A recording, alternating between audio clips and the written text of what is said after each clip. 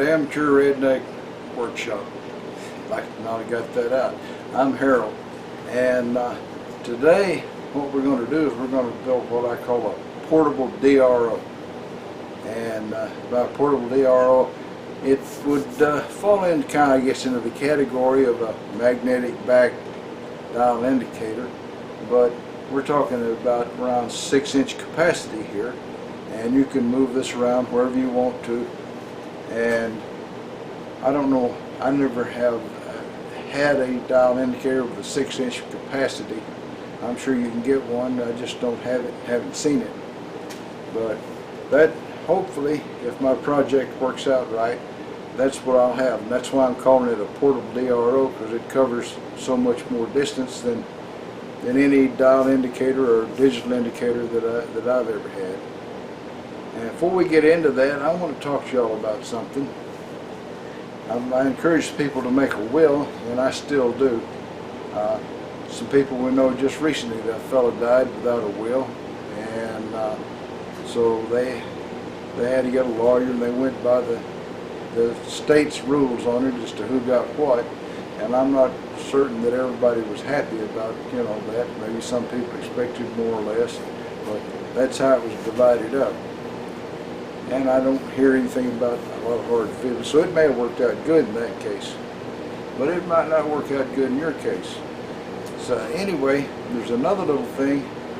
If you have life insurance, you be sure to write down the policy number, the name of the company, put all this stuff someplace where your heirs will be able to easily find it, because I can tell you what, even though the insurance company, they get a notice from Social Security, a list rather, of all the people that have died, and they go down there and they know you're dead.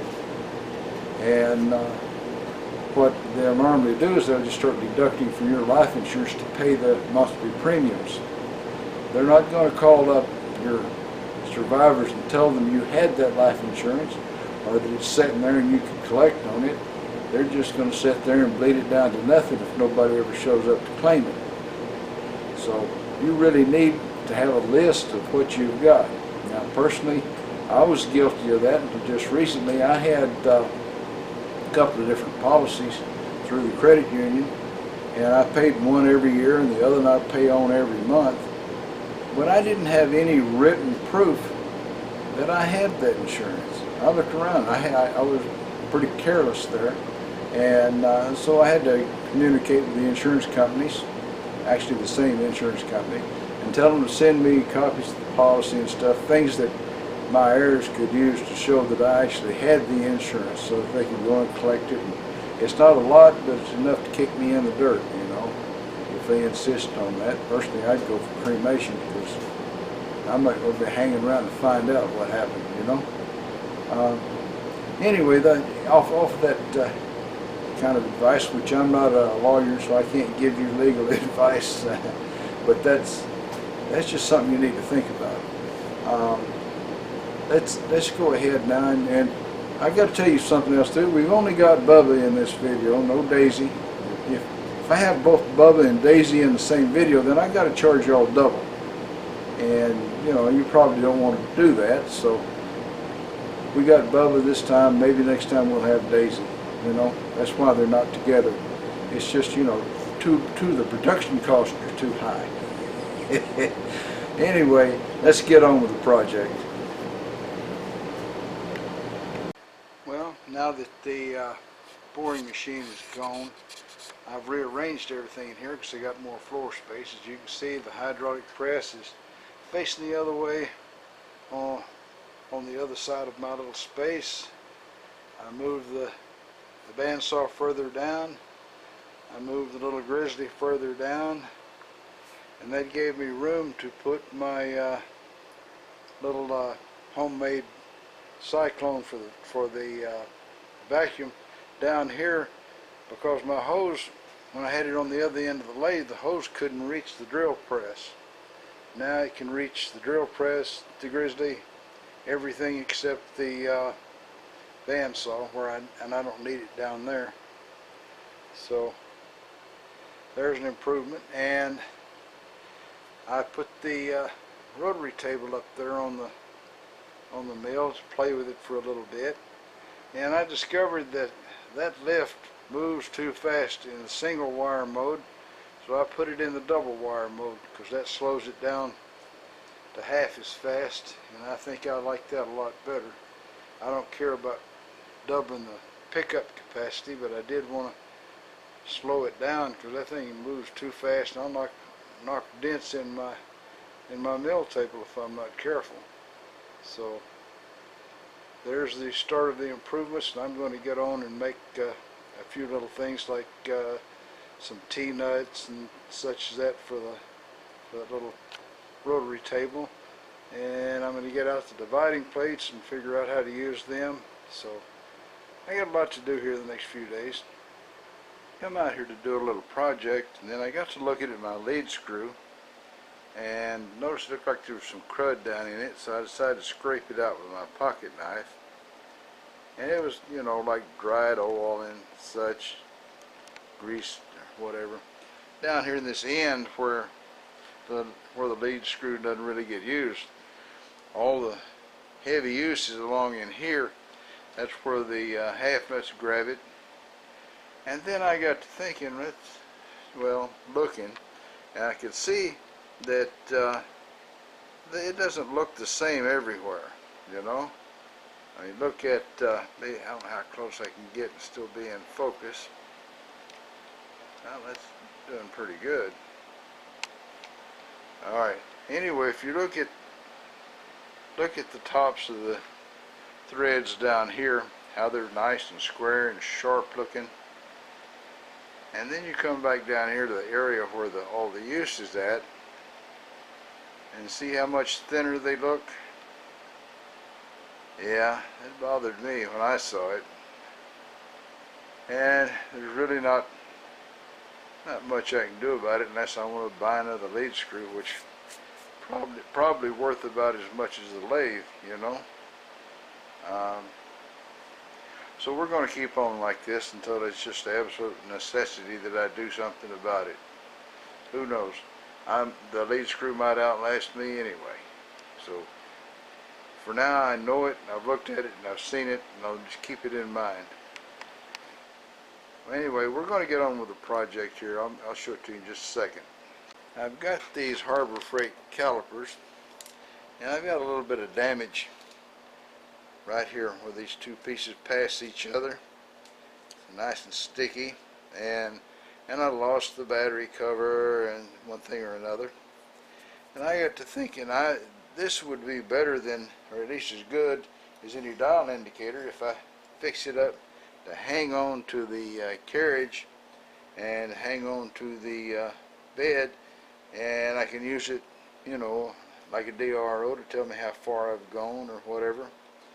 So I'm going to take my little Dremel tool and I'm going to cut off these ears.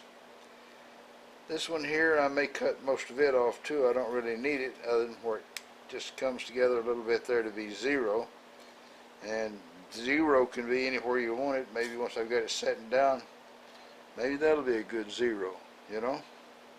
So I've got this piece right here that I'm going to put a magnet on, stand it on the bed, put a hole in there with a set screw to hold this guy. We're going to put a magnet on here, and we're going to see how that comes out. You know, it should make it all stick together really nice and work perfect, and so let's get on with it. I guess the first order of business is to see how tall that needs to be, which means we'll place this guy and bring it here where we're going to use it. It's sticking down to there, and then we're going to mark it right over here. Maybe I can just scratch that pretty good. There you go. There's a good scratch.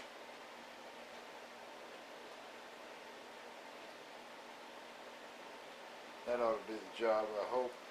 And we'll put us a hole here. We'll square this thing up, you know, in the chuck, make sure that it's nice and straight and all that. And then we'll attach a magnet to it. We'll cut these off and attach a magnet. And that'll be the whole job. So hang on for a minute. One of the things that makes aluminum so much fun to work with is that you can power tap holes, and that's exactly what I did there. So that one's for the set screw. Now I'll put one on the other end for the magnet. I'm going to kind of recess the magnet back up inside the aluminum where it's just about even, so that'll take a little bit longer than that bit. I used the largest end mill that would fit in my chuck to make a nice square bottom hole over there, and I'll finish the diameter of it with a boring bar. Alright, there's our piece with the magnet in it. We're set for a set screw there. We need to have a hole in the side with a little piece to go in, so I'll remeasure now that I've trimmed the thing off and see just where it needs to be drilled. I think that hole in the end is not a good idea because it goes in pretty deep. I mean, if it went and stopped exactly where that little piece was going to be, that'd be one thing, but it goes way the heck down in there. I think I'll drill a hole with a little depth gauge part of that caliper to go in, and then I'll come over here at a 90-degree angle to it and drill this tiny hole for a set screw. I think that's where the set screw should be, in the side. So it's after 9. I'm going to knock off and start on this tomorrow. Alright, I centered up on the center of that V-block with my drill, and then throw this piece of aluminum in there and drill a hole pretty much dead on. And after thinking about it, I decided the set screw, grub screw coming in from the top is just alright. It's not going to hurt anything, and so we'll get after it. A while ago, I went out to throw some garbage in the can for the boss lady, and I heard this jet engine overhead, and I look up, and there's a little jet plane on edge like that coming over, making an arc, you know, and it's really pretty little jet planes. They keep them over at Ellington for the astronauts so they can get their time in. They have to have so many hours of flying time every year to stay being pilots, and they're just pretty little jet planes. This guy came over making an arc like as if they were circling Ellington, which is about 4 miles from here, and in no time here come another one, his buddy right behind him, and in just a short order here come another one. So there was 3 of them, and they circled over here several times.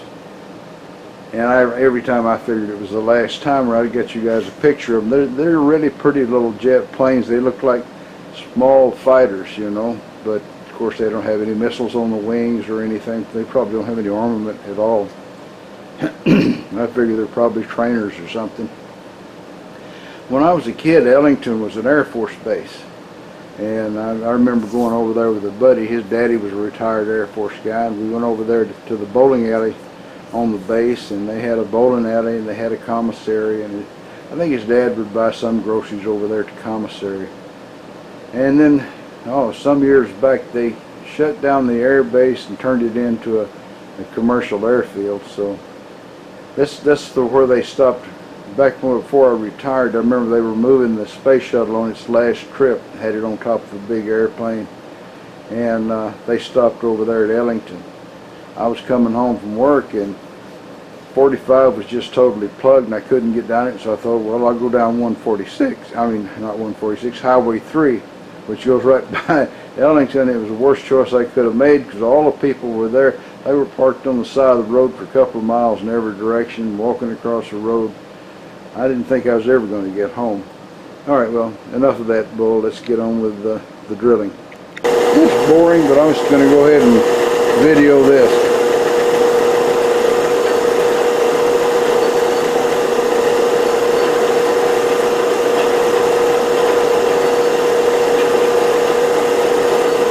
I believe that it has turned, or when I put the clamp on there I moved it. That's not right. So I'm going to check it out again, see if it's still on the center of the... No, it's not.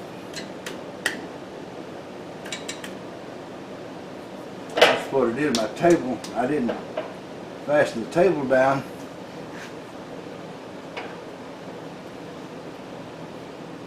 And when I put that put that clamp on it, moved the table. All right. Already got the magnet in there, so it wants to grab everything that it goes by. I thought it looked like that thing had rolled over.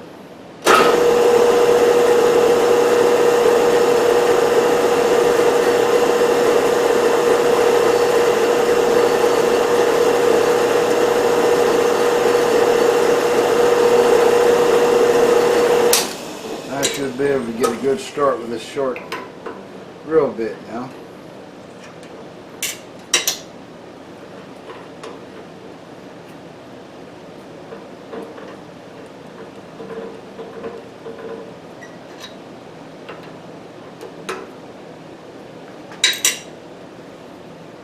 Alright, so it's not going to take much to get through it.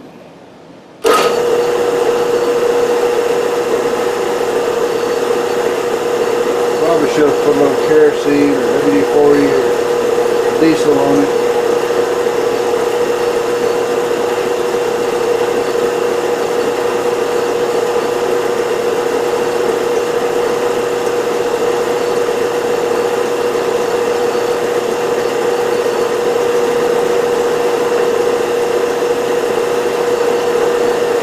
Okay, that drill bit's got to go faster. I'll be showing you after I get through. Well, like so many other things, it seemed like a good idea at the time, but look here. The magnet doesn't doesn't have enough get up and go. It just leans that little booger over, drags it along behind it.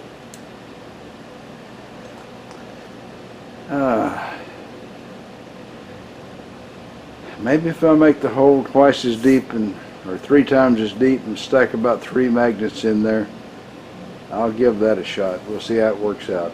It did seem like a good idea at the time. Before I go and drill, bore it deeper for more magnets, I had to get this screw out.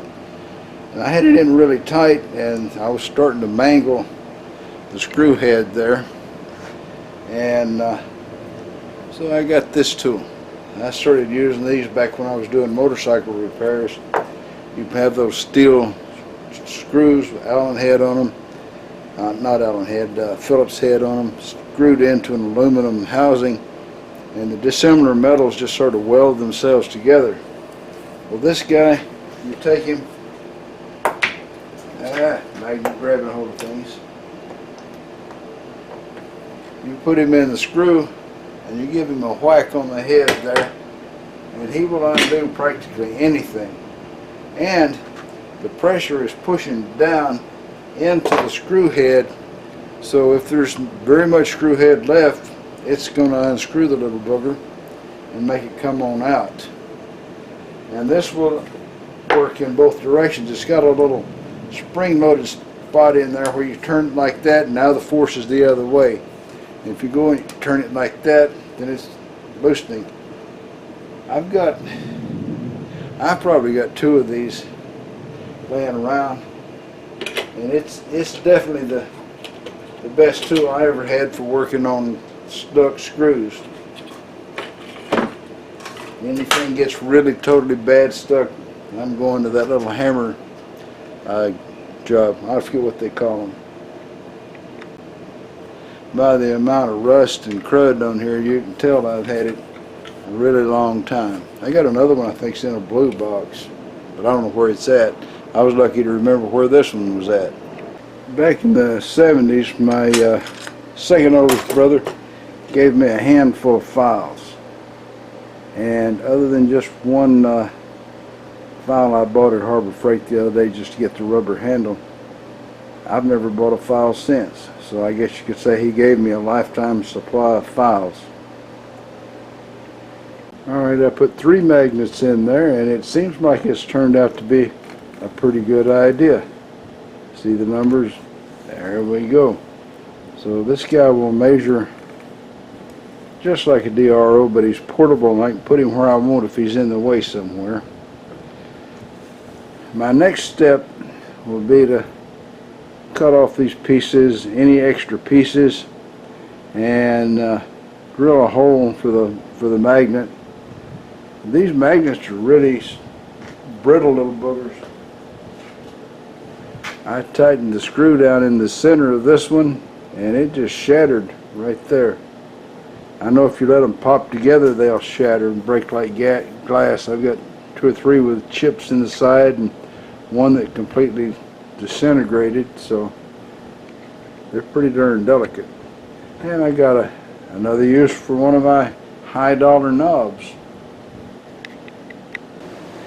Alright, so I cut all the jaws off this thing. This one back here, when I got almost through, I got chicken, and so I just kind of broke it off like that. So it's got a little sharp edge that nobody's ever going to get to anyway. And looks like I lost my battery again. Alright, I've lost the battery cover, so I'm lucky it works because when you just shove it in the hole. Alright, I'm going to drill a hole right there, put a screw through it and screw a magnet on it, and I'm going to use this piece to hold it in the vise. So when I get through, I'll probably slice him off too. With that thing in the vise, the jaws the spot where I'm drilling was mostly hanging out over the edge. Now I guess I could have set it up on the top of the vise jaws and handheld it, but I wanted it to be, well, level and continue on like I am. So a while back a viewer sent me some these machinist jacks for the mill, and they come in just exactly right for this. I figured out a way to make them hold it up for me. We all know what happens when you drill on something that's hanging out in the air. It's got more leverage than it's good for it. So we'll keep it on anyway. I was digging through various drawers to keep from having to change shoes, so I can go upstairs and get a number 8 nut out of the little box up there. And I came across this thing here. Who knows what that is? I do, but I want to see if you do. Well, works out pretty good. The only sort of sticky spot was this little scale tried to lift when I pushed the drill bit through, so I don't know how important it is, but I put a washer there so the nut doesn't damage it, and all of a sudden I've got measurement. Sorry about the handheld, but it seemed like a good idea at the time.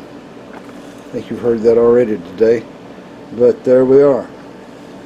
Putting 3 magnets under it was what it took.